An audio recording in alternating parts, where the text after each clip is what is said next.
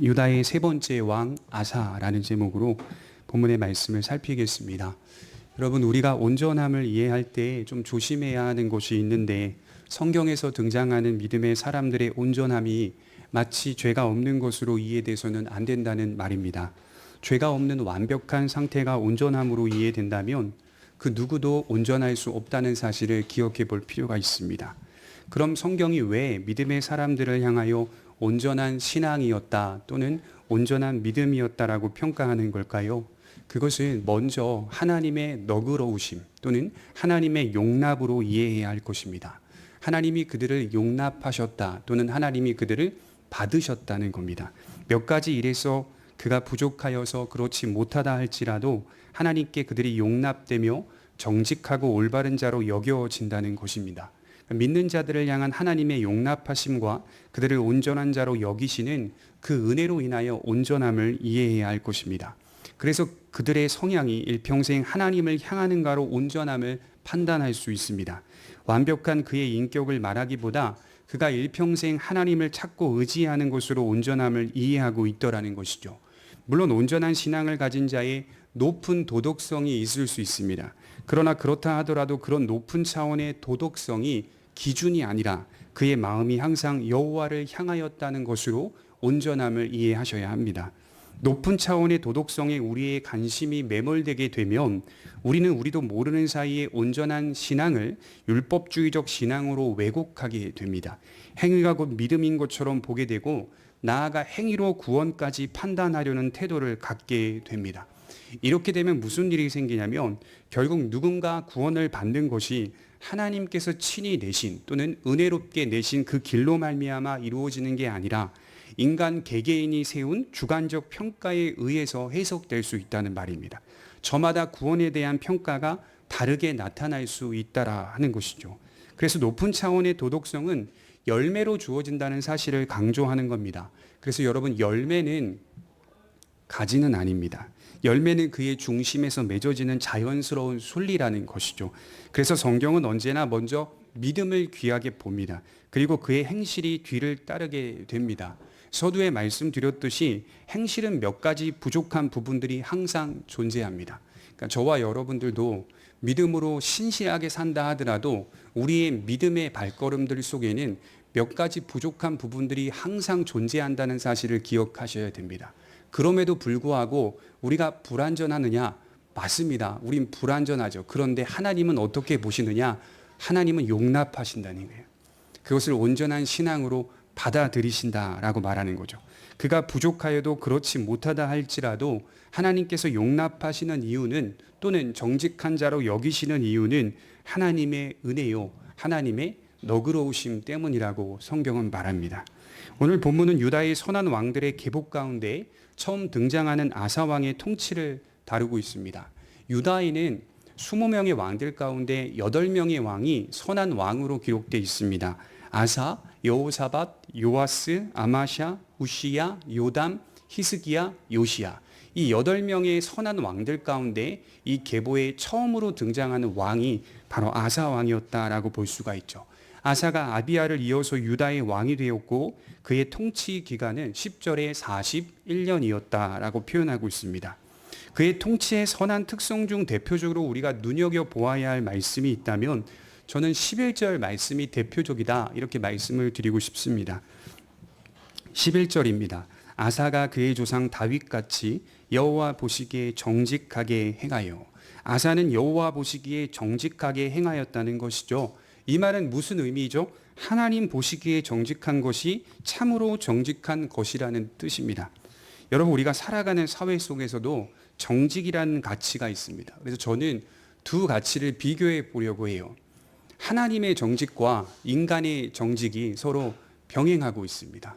하나님의 정직과 인간의 정직이 우리 인생 속에 놓여 있습니다. 하나님 보시기에 정직한 것과 사회 속에서 말하는 정직이 표면적으로 겹치는 것처럼 보일 때도 있습니다. 마치 같은 모습을 띌 때가 있더라는 것이죠. 그러나 신자의 정직은 사회가 합의하고 있는 정직과는 거리가 멉니다. 사회가 주장하는 도덕성은 언제나 변하고 있다는 사실을 인식하셔야 해요. 문화가 변하듯이 사회 속에 나타난 도덕성은 지속적으로 문화의 물결에 따라 사회의 조류에 따라 변하고 있더라는 것입니다. 여러분, 예를 들자면 생명에 관한 주제로 한번 이야기해 봅시다. 과거 우리가 바라보는 생명에 대한 기준은 여성이 임신한 순간부터 생명으로 여겼습니다. 그러나 사회가 변하면서 지금은 어디까지를 참된 인간의 생명으로 봐야 하는지를 고민하고 있는 실정입니다. 여러분, 낙태법이 폐지된 거 아시죠? 낙태법이 폐지되면서 그렇다면 어느 기간까지를 낙태를 허용할 수 있는지를 고민하라고 법원이 돌려보냈습니다. 모 국회의원이 근본에 발의한 모자보건법을 보면 그는 24주까지 낙태를 허용하는 것으로 법안을 발의하였습니다. 그 이전이라면 태아를 합법적인 방법으로 버릴 수 있다는 말이 되는 것이겠죠. 그러면 저는 그 법안에 대해서 이렇게 물어볼 수가 있어요. 24주가 된다면 왜 25주는 안 됩니까? 라고 물어봤을 때 답을 할 수가 없어요. 그 법안을 발의한 국회의원도 명확한 답을 내릴 수가 없어요. 그것도 말이 안 되지 않습니까? 제가 서울에 있는 서울대학병원 옆에 있는 영구동에서 생명윤리에 대한 강의를 한 학기 들었는데, 들으면서 의료인들도 오셨고 법조인들도 오셨고 신학자들도 오셔서 이렇게 세미나를 열었던 것이죠. 의료인들과 법조인들과 신학자들, 기독교 의료인들을 말하는데, 이분들의 주장은 여성의 자궁에 임신한 그 순간부터 하나님의 형상이다, 이렇게 보고 있습니다. 어느 주수와 기간과 상관없이 수정된 그 순간부터 하나님이 주신 생명이다, 이렇게 보고 있습니다. 심지어 이분들은 이렇게까지 말해요. 의료인들, 법조인들, 크리스찬 신학자들 다 보통 같은 의견을 내고 같은 결론을 내는데, 하나님의 형상으로 창조된 생명을 주수에 따라 합법적으로 버릴 수 있다면 그것은 장차 하나님을 향하여 상처를 입히는 행위다, 이렇게 정리를 하고 있더라고요. 그러나 세상적인 의사들이나 법조인들이나 또 세상적인 어떤 높은 고위공직자들은 그렇게 판단하고 있지 않더라는 거예요. 어느 주수까지는 생명으로 보지 않는다는 겁니다. 그래서 서로 의견들이 이렇게 계속 상충하고 충돌된다는 것을 볼 수가 있습니다. 그런데 사실은 이런 의견들이 과거에는 없었습니다. 우리 부모님 시대 때, 우리 할머님 시대 때는 여성이 임신한 그 순간부터 생명으로 여겼던 시대입니다. 그러나 시대가 달라지면서 시대가 그것을 다르게 평가하고 판단하고 있더라는 것입니다. 윤리가 시대와 문화, 사회의 흐름에 따라 변하고 있더라는 겁니다. 여러분, 또 간통죄가 폐지됐습니다. 어떻게 생각하세요? 동성혼이 또 어떻습니까? 모 국회의원이 아직 우리나라는 동성결혼에 대해 시기상조라고 하는 말을 들었습니다. 사실은 이런 말 자체가 변하고 있다라는 증거예요. 그러니 사회가 바라보는 도덕성과 윤리성은 객관적이라기보다는 주관적 성격을 띠고 있습니다. 하여 성경이 바라보는 기준과 질적으로 다르다는 사실이에요. 제가 이 말씀을 드리는 이유는 하나님의 정직과 인간의 정직이 다르다는 걸 얘기하는 거예요. 인간의 정직은 얼마든지 변할 수 있다는 거예요. 주관적이기 때문에. 하나님의 정직은 변하지 않습니다. 2000년, 3000년 역사 전에 이미 하나님의 성령의 감동으로 말씀을 기록한 그 내용이 원칙이 되어 있더라는 것이죠. 어떤 경우 도덕성이 겹쳐 보이는 경우가 있다 하더라도 성경이 말하는 도덕성과 사회가 말하는 도덕성은 근본적으로 차이가 있습니다. 어떤 차이일까요? 여호와께서 보시기에라는 거죠. 우리는 하나님께서 보시기에라는 명분을 가지고 있는 사람들이죠. 신자의 도덕과 윤리의 바탕에는 하나님께서 보시기에라는 삶의 명분이 있어요. 그러나 사회 속에는 없습니다. 여러분, 아사가 왜 훌륭했다라고 평가할 수 있는 이유가 뭘까요? 그 행위가 여호와께서 보시기에 정직했기 때문이에요. 보시기에라는 단어의 뜻이 눈이라는 의미입니다. 여호와의 눈에 또는 여호와의 시력에 합당했다는 말이죠. 참으로 정직한 건 다른 사람들이 나를 볼 때 또는 나를 평가할 때가 아니라 하나님께서 나를 어떻게 보고 계시는가, 나를 보실 때예요. 바꾸어 보면 내가 하나님 보시기에 살 때지 내가 인간이 보기에 합당한 모습으로 살 때가 아니라는 거예요. 그것만이 참된 정직이라고 정의할 수 있습니다. 그런 아사의 구체적인 모습 가운데 그가 다윗을 본받았다라고 하는 데서 우린 더 깊은 의미를 발견할 수 있겠죠. 11절에 다윗이 또 한 번 등장하고 있어요. 다윗을 본받았다는 말은 다윗의 율법 준수를 따라갔다는 말이 됩니다. 오늘날로 말하자면 하나님의 말씀이 기준이 되어 개혁을 일으켰다는 것이죠. 세상을 보는 눈이 무엇입니까? 세상을 바라보는 이해는 어디에 있습니까? 성경이라는 안경을 껴야 한다는 것이죠. 성도가 교회를 나오고 신앙에 대한 이야기를 하고 또 기도합니다. 그러나 성경이라는 안경을 끼지 않을 수 있다는 말이에요. 말씀에 대한 안경을 끼지 않고 세상을 바라볼 수 있다는 말이에요. 성경이라는 안경을 끼지 않으면 우리의 생각과 사고와 사상들은 다 세상적인 사람들과 동일한 생각을 갖게 되어 있습니다. 성도들에게 성경이란 주관적인 권위가 아닌 객관적인 권위로 서 있습니다. 사회와 시대, 문화의 조류에 따라 변하는 그런 내용이 아니라 절대적인 차원에서의 권위입니다. 이 절대적인 문제를 지키느냐 안 지키느냐의 언약의 성실과 불성실이 놓여 있다라고 말하는 거죠. 사회와 문화에 따라 성경도 바뀌어야 한다라고 생각하는 사람들이 있죠. 그러나 오늘 아사는 그렇지 않다라고 말하며 성경으로 돌아가자라고 말하는 겁니다. 신앙생활을 하는 어떤 분들은 성경의 내용이 오늘날 시대와 사상에 맞지 않을 때, 또 모순되거나 반하지 않을 때 그 말씀을 예수님이 하셨더라도 그들은 믿지 않습니다. 오늘날의 사상과 맞지 않으니 그것은 고대에 있었던 구식적인 사상일 뿐이라고 말하며 받아들이지 않는 태도를 가지는 사람들이 얼마나 많은지 몰라요. 다윗이 지켜냈던 성경으로 돌아가자는 거예요. 경건한 조상들이 지켜냈던 말씀으로 돌아가자는 거예요. 그것이 신자들이 영원히 지켜내야 할 믿음의 자세죠. 종교개혁자들이 제일 많이 강조했던 것이 라틴어로 아드 폰테스라는 단어인데요. 근본으로 돌아가자 또는 성경으로 돌아가자라는 뜻입니다. 종교개혁자들은 늘 언제나 성경으로 돌아가서 우리의 삶을 차분하게 좀 생각해 보자. 우리의 삶을 차분하게 좀 조사해 보자라고 말했습니다. 그래서 열왕기서에서 선한 왕들이 나올 때마다 그들이 하나같이 동일한 모습을 나타내고 있는데 그것은 그들이 돌아가는 겁니다. 과거 하나님이 모세에게 주신 하나님의 말씀으로 돌아가자. 그래서 언제나 개혁 속에는 무엇이 있습니까? 하나님의 말씀이 있습니다. 하나님의 율법이 있습니다. 그것만이 살 길이다라고 표현하고 있어요. 그러면 아사가 보인 정직한 행위의 구체적인 모습이 무엇이었을까요? 우리 15절을 한번 볼까요? 본문 15절에 보면 같이 읽겠습니다. 시작. 그가 그의 아버지가 성별한 것과 자기가 성별한 것을 여호와의 성전에 받들어 드렸으니 곧 은과 금과 그릇들이더라. 성별된 것들을 여호와의 성전에 드렸다 하는 이 말은 여호와의 제단을 복구시켰다, 재건시켰다라고 하는 뜻이죠. 하나님이 보시기에 어떤 선한 것들을 복구하는 일을 하였다라고 하는 것이죠. 아버지가 누구입니까? 르호보암이죠. 르호보암이 무너뜨렸어요. 제단을 무너뜨렸어요. 아비야가 무너뜨렸어요. 예루살렘 유다 땅에 우상 숭배가 넘쳐났어요. 12절에 보시면 남색하는 자를 그 땅에서 쫓아내고 그의 조상들이 지은 모든 우상을 없애고 또 그의 어머니 마아가가 혐오스러운 아세라상을 만들었으므로 태우의 위를 패하고 그 우상을 찍어 기드론 시냇가에서 불살랐으나 여러 우상을 숭배하는 종교적인 모습들을 폐하였다. 13절에 보시면 그의 어머니라고 되어 있는데요. 사실은 이분은 할머니입니다. 왜냐하면 마아가라는 여인은 르호보암의 아내였기 때문이에요. 그래서 15장 2절에 보면 마아가가 아비야의 어머니로 기록되어 있어요. 히브리인들은 할머니도 어머니로 부르는 관습이 있었다라고 합니다. 이 할머니가 강력한 우상 숭배자였던 거예요. 흥미로운 것은 이 할머니가 만든 아세라상이 혐오스러웠다라고 묘사되어 있습니다. 찾아보니 우리 눈에 보아도 정말 너무나도 외설적이고 혐오스러워 보이는 조각들이었습니다. 그런 상을 만들어서 섬기고 있었다는 것이 유다의 현실이었습니다. 여러분 시간 되시면 구글에서 아세라상 한번 쳐보세요.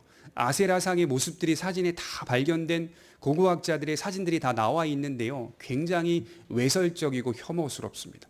여성들의 신체가 다 드러나 있고 그 여성의 신체에 온갖 남성들이 붙어 있습니다. 어떤 여성 같은 경우는 아세라상을 말하는데요. 여신을 말하는 건데요. 어떤 이 아세라상에는 손과 발이 몇 개나 됩니다. 아주 혐오스러운 모습으로 서 있습니다. 그런 조각, 그런 우상들을 곳곳에 유다 땅에 배치해서 섬기고 있었다. 누가 그렇게 지휘했습니까? 이 할머니 마아가가 그렇게 지휘했다는 겁니다. 그것이 바로 유다의 영적 상태였어요. 이러한 것들을 모두 제거하는 일을 아사가 했어요. 그리고 본래 유다의 신앙으로 복구시켰다는 겁니다. 여호와께서 보시기에 정직한 행위의 첫 단추는 참된 신앙심을 회복하는 것이겠죠. 그래서 하나님과 우리의 관계 또는 나와의 관계로 시작하는 것이 개혁의 첫 번째 단추입니다. 이 복구하는 과정 속에 반드시 필요한 작업이 있는데 그것은 혐오스러운 것들을 치워버리는 겁니다. 적용할 수 있겠죠. 우리 삶에도 영적인 정리가 필요하다는 거예요. 저와 여러분들의 삶에도 영적인 정리가 필요합니다. 나의 삶을 돌아보면서 점검하는 거예요. 나의 생활 습관, 나의 패턴, 내 관계, 내 가정생활 등 이러한 것들을 단정하게 정리할 필요가 있습니다. 불필요한 것들이 있다면 치워버리는 것이 필요합니다. 분명한 건 조금 차갑고 냉정할 필요가 있다는 거예요. 신앙에는요, 결기라는 요소가 있어요. 결기. 신앙에 결기가 없다면 신앙이 아니라고 말할 수 있습니다. 아서는 할머니 마아가의 권세를 패해버립니다. 그래서 13절에 태우의 위를 패하고 이렇게 기록되어 있어요. 진리를 위하여 혈통의 인연도 돌보지 않고 공정하게 처리하는 자세와 태도. 어떻게 보면 인간적으로 인색하다고 볼 수가 있죠. 그러나 신앙적으로는 공정했다는 겁니다. 우리 모두가 어디서 제일 약하죠? 가족의 문제에서만큼은 약합니다. 그러나 진리의 개혁은 가정에서부터 시작되어야 건강한 교회와 건강한 공동체가 이루어지는 겁니다. 대외적으로 개혁을 이루어도 내 가정이 하나의 방향과 목적으로 가지 않는다면 참된 개혁이 될 수가 없습니다. 아서는 할머니를 사랑했어요. 그러나 할머니에 대한 마음과 하나님을 향한 마음은 구별할 줄 알았어요. 내 자식을 사랑합니다. 내 아내를 사랑합니다.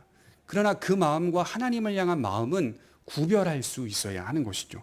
그리고 무엇이 참된 사랑인지를 바르게 이해했던 것입니다. 그것은 진리 안에서의 사랑을 의미하는 겁니다. 누군가를 진실로 사랑한다면 우리는 그를 진리로 인도할 수 있어야 합니다. 그를 사랑하는 것이 그가 원하고 바라는 것들을 모두 다 허용하는 차원으로 이해한다면 우리는 그것을 사랑이라고 말하지 않고 무관심 또는 방종이라고 말하는 것입니다.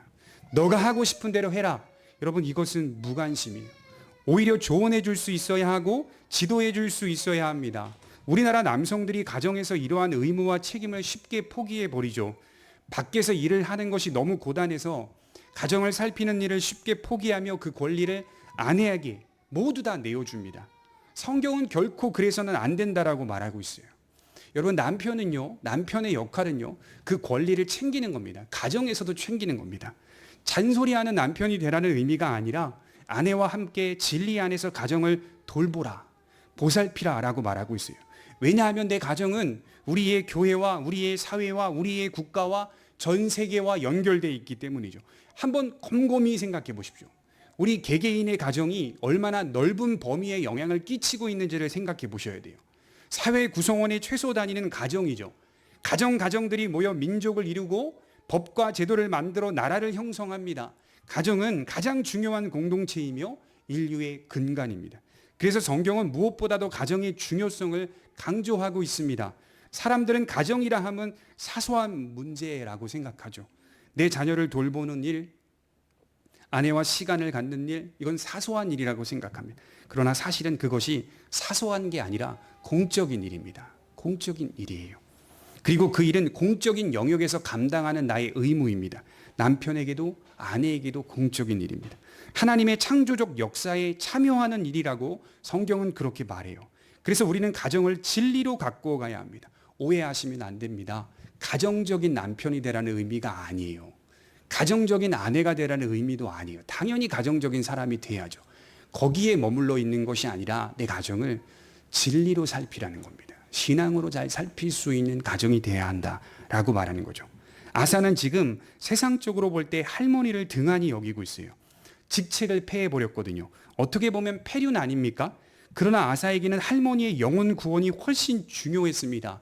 동시에 백성들의 모범이 되어야 했던 것이죠. 하나님을 믿는 믿음이 얼마나 중요한 문제인지를 나타내기 위함이었던 겁니다. 예수님은 우리들에게 이렇게 말씀하셨죠. 마태복음 4장 4절에 사람이 떡으로만 살 것이 아니요 오직 하나님의 입에서 나오는 모든 말씀으로 살 것이니라. 이 말씀의 뜻이 뭡니까? 사람은 그 본질이 육체가 필요로 하는 떡이 아니라 하나님의 말씀이라고 하는 거죠. 사람을 살게 하는 건 본질적으로 하나님과의 관계다, 이렇게 표현하고 있어요. 이것이 성경에서는 가장 중요한 문제라고 하는 겁니다. 그런 차원에서 아사 왕이 특별히 잘했던 것 중 하나, 아주 잘했던 것 중 하나가 바로 여호와를 찾는 것, 계속적인 찾음의 모습이 있었다는 거죠. 우리 역대하 14장 6절을 한번 찾아보겠습니다. 역대하 14장 6절과 7절입니다.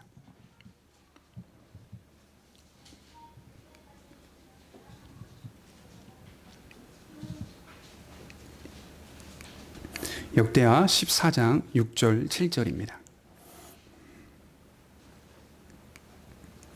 우리 같이 한번 읽어보도록 하겠습니다. 시작.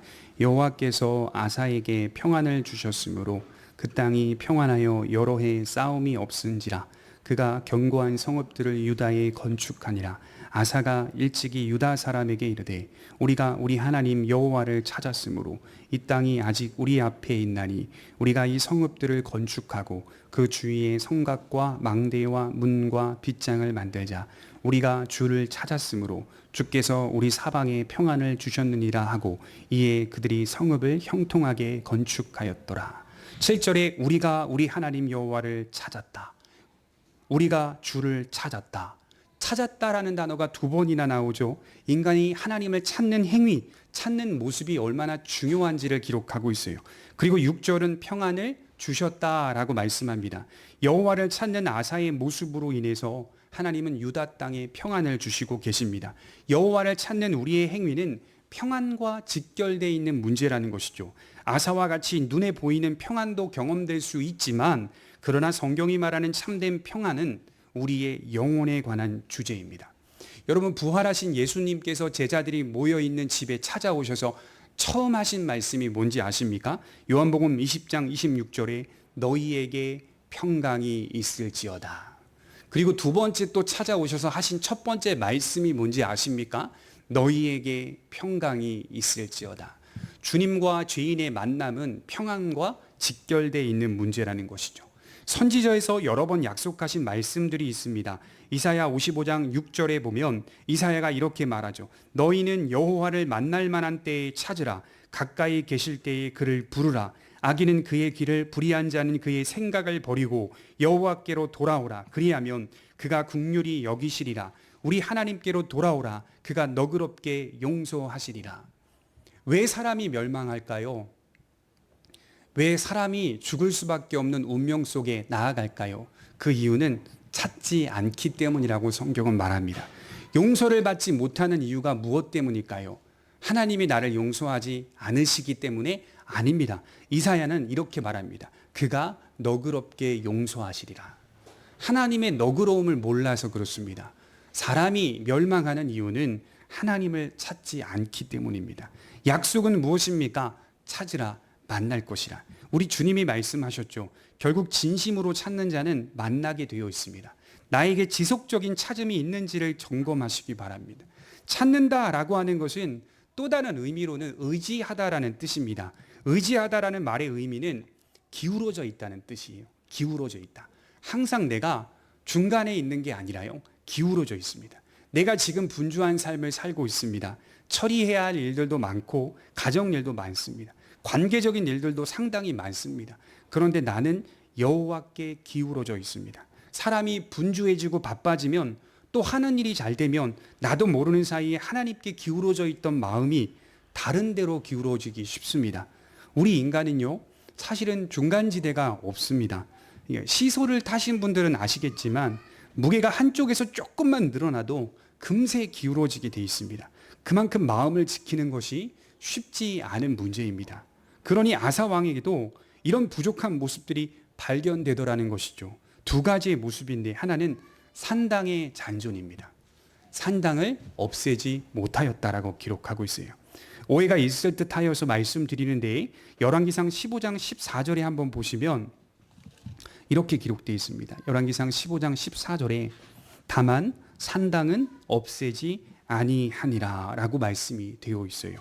마치 이것이 우리가 볼 때 아사가 산당을 아예 건드리지도 않았다는 이야기로 오해할 수 있지만 역대하 14장 5절에 보면 아사는 산당을 없앴다라고 기록되어 있습니다. 그러나 아주 없애지 못했다는 뜻입니다. 어느 정도 여지는 남겨두었다는 뜻이에요. 이러한 산당의 잔존은 하나님을 향한 신앙에서 우상신앙으로 기울어지게 하는 위험 요소가 되었다는 것입니다. 또 하나의 모습은 북이스라엘 바하사 왕이 예루살렘 북쪽 8km까지 접근하여 라마라는 지역에 요새를 건축하는데 그것이 너무 두렵고 무서워서 하나님을 의지하기보다 아람 왕을 의지했다라고 기록하고 있습니다. 역대하 16장 7절을 한번 찾아보겠습니다. 역대하 16장 7절입니다.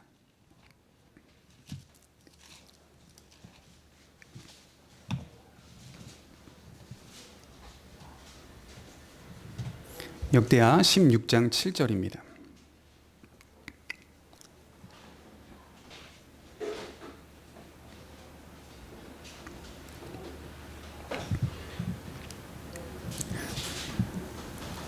같이 한번 읽어보도록 하겠습니다. 시작.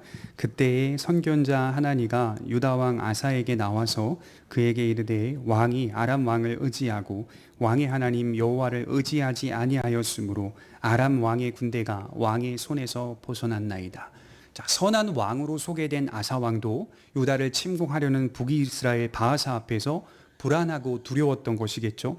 그리하여 성전에 남아있는 은금, 왕궁 곳간에 남아있는 은금을 가지고 아람 왕에게 뇌물로 주며 도와달라고 간청을 하게 됩니다. 이러한 모습들이 아사의 삶에서 부분적으로 기울어진 모습이라고 볼 수가 있습니다. 또한 그는 노년에 극심한 통풍 때문에 발에 병이 들어서 고생을 하게 되는데 거기서 하나님을 의지하기보다 먼저 의사를 찾았더라라고 말씀하고 있습니다. 이것은 오늘날 병원에 방문하는 것이 잘못됐다는 말이 아니라 그의 마음이 하나님을 의지하며 치료의 방도를 찾아야 했다는 것이죠. 그는 의원을 의지하는 모습으로만 자신의 부족한 신앙을 보이고 있었다는 것입니다. 여러분, 그런 것 같아요. 한 사람의 삶이 아무리 훌륭하고 위대하다 하더라도 결점은 있기 마련입니다. 결점은 있기 마련이에요. 아사에게도 이러한 결점들이 있었습니다. 그런데 우리가 마지막으로 눈여겨보아야 할 것은 이런 아사의 결점을 성경이 어떻게 평가하고 있느냐는 거예요. 오늘 본문 14절에 보면 아사를 이렇게 평가하고 있어요. 다만 산당은 없애지 아니하니라. 그러나 아사의 마음이 일평생 여호와 앞에 온전하였으며, 아사의 마음은 일평생 여호와 앞에 온전하였습니다. 몇 가지 온전하지 못한 모습들이 부분적으로 있었습니다. 그러나 하나님 보시기에 아사 왕의 중심은 일평생 하나님을 떠나지 않았다는 것이죠. 비록 산당을 온전히 제거하지 못했고 하나님을 의지하다가도 어떤 경우에는 다른 나라의 왕의 손을 의지하였습니다. 그러나 하나님은 아사를 일평생 하나님을 온전히 따른 왕이라고 평가하고 계시다는 것이죠. 하나님이 우리를 대하시는 관대함을 보셔야 돼요. 하나님은 인색하지 않으세요. 관대하세요. 우리는 편협하죠. 우리의 관계 속에서 조금이라도 우리에게 피해가 된다면 문을 닫아버리죠. 하나님은 그러지 않으십니다. 하나님이시기 때문이죠. 완벽한 인간이 되라고 우리에게 요청하거나 요구하지 않으십니다. 우리는 노력해야 되고 책임을 다해야 됩니다. 그러나 우리가 그렇게 안 되는 실력들이 여전히 우리의 삶에 드러나고 있어요. 우리는 매일 그러면 복구해야 합니다. 믿음의 조상들이 걸었던 삶으로 복구해야 합니다. 그러나 문제는 또 실력은 없죠. 결점이 드러납니다. 그런 결점들이 우리에게 어떻게 작용할까요? 자꾸 우리의 결점들을 보게 될 때 여러분 어떻게 작용할까요? 정말 역설적이게도 내가 하나님 앞에서 온전하지 못했던 불순종들이 하나님의 온전하심을 더욱 맛보게 하고 하나님의 무한한 은혜와 사랑, 용서를 더 깊이 알게 만든다는 것이죠. 바울이 로마서 5장 20절에 율법이 가입한 것은 범죄를 더하게 하려 함이라. 그러나 죄가 더한 곳에 은혜가 넘쳤느니라. 바울이 깨달은 사실이죠. 율법으로 말미암아 내 죄가 중하다는 사실을 깨달았는데, 죄가 더해간다는 사실을 깨달았는데, 이상하게도 역설적이게도 그 죄의 더함 속에 하나님의 은혜가 더 깊어진다는 것을 깨닫게 되는 것이죠. 그렇다고 죄를 지을 수는 없습니다. 바울이 말했던 것처럼. 그렇다고 죄에 거하겠느냐? 그럴 수 없느니라. 이렇게 말을 하죠. 똑같습니다. 그렇다고 죄를 지을 수는 없습니다. 그러나 우리의 결점들이 또다시 발견됩니다. 그 안에서 역설적이게도 하나님의 은혜를 더 깊이 맛보게 하신다는 것이죠. 그것이 아사가 우리에게 보여준 믿음의 모습인 것입니다. 기도하도록 하겠습니다.